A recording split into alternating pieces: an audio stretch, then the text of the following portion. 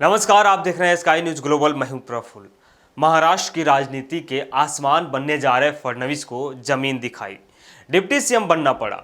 फडणवीस ने कभी सोचा भी नहीं होगा कि राजा से मंत्री बनना होगा। कभी मुख्यमंत्री की सिंहासन पर विराजमान रहे फडणवीस, लेकिन अब उप मुख्यमंत्री बनकर संतोष करना पड़ा। हर किसी के मन में यह सवाल होगा कि अब आगे का रास्ता कैसा होगा, अब आगे क्या होगा।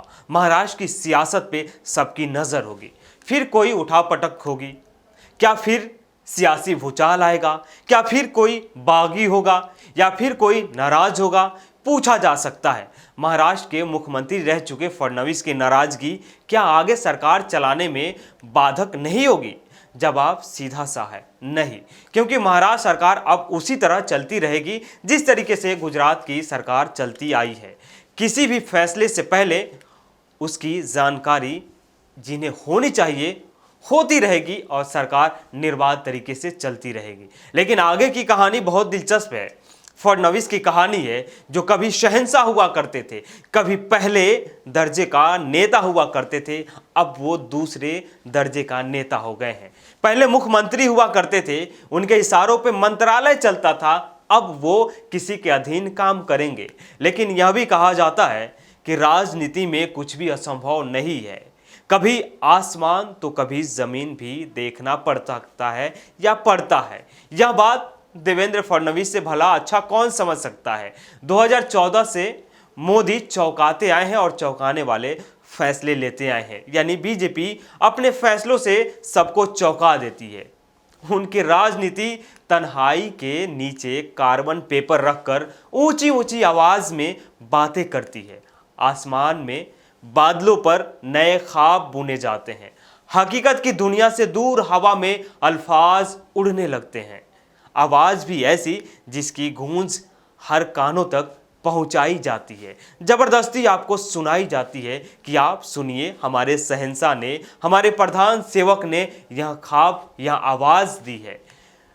या मान ही लो कि यही सत्य है, यही तुम्हारा मुकद्दर है। पर आवाज की शक्ल कभी कागज पर नहीं उतरती, बस वादों की झड़ी लग जाती है, झड़ी लगाई जाती है। वादों में एतबार करना पड़ता है, या वादों ऐसे हो कि वादों में ही मौसम खिलने लगता है। वादों का अंबार इतना होता है कि आप उसको हकीकत मान लेते हैं। कुल मिलाकर न उसकी लाठी में आवाज होती है और ना ही उसके राजनीतिक परोपकार का कोई हाथ होता है। हर कोई भौचक रह जाता है जब एकाएक फैसले आते हैं और धारणाएं टूट जाती है। राजनीति इसे ही कहते हैं। यह पहली बार नहीं हुआ कि ऐसी फैसले लिए गए हैं, बल्कि इससे पहले भी कई फैसले लिए जा चुके हैं। रेस का घोड़ा कभी कभी पीछे हो जाता है, या रेस में जिसका नाम पहला होता है वो एकाएक या अचानक दूसरा बन जाता है। ऐसे फैसले पहले भी लिए जा चुके हैं या फैसले होते रहे हैं। वीपी सिंह के नाम पर चंद्रशेखर सहमत नहीं थे। देवीलाल ने उन्हें मनाया और कहा कि आप मेरे नाम का अनुमोदन कीजिए, यानी मेरे नाम का प्रस्ताव रखिए। चंद्रशेखर ने देवीलाल को नेता चुनने का प्रस्ताव रखा और देवीलाल ने खड़े होकर खुद जताए गए विश्वास के बूते वीपी सिंह का नाम आगे कर दिया। चंद्रशेखर भौचक रह गए कि आखिर ये हो क्या गया। मैंने तो किसी और का नाम यहाँ पे संबोधित किया था या किसी और का नाम यहाँ पे रखा था, लेकिन ये उल्टा कैसे हो गया और वीपी सिंह पीएम चुन लिए जाते हैं। यही हाल फडणवीस के साथ हुआ। फडणवीस के साथ भी यही हुआ। गुरुवार शाम तक देवेंद्र फडणवीस खुद को खुदा मान रहे थे। पैर जमी पे नहीं थे, पंख लगाकर हवाओं में उड़ रहे थे। कभी दिल्ली तो कभी मुंबई के सैर कर रहे थे। सरकार बनाने में गठजोड़ कर रहे थे कि किसी तरीके से सरकार बन जाए और वो मुख्यमंत्री बन जाए। इतना ही नहीं, फडणवीस ने ख्वाबों की दुनिया में बेहतरीन महल सजा रखा था, बेहतरीन महल का तामीर कर रखा था। प्रदेश भाजपा अध्यक्ष के हाथों मिठाई कुछ इस तरीके से खा रहे थे जैसे ताज सिर पर आ गया हो। गुरुवार शाम होते होते उनके पैरों तले जमीन खिसक गई। जिस बादल पे उन्होंने हकीकत से दूर कुछ ख्वाब बुने थे, बात यही नहीं थमी। मन मसोस कर फडणवीस ने घोषणा की कि एकनाथ शिंदे मुख्यमंत्री होंगे। दिल पर पत्थर रखकर कहा, मैं सरकार से बाहर रहकर सहयोग करूंगा। यहाँ उनसे फिर एक गलती हो गई।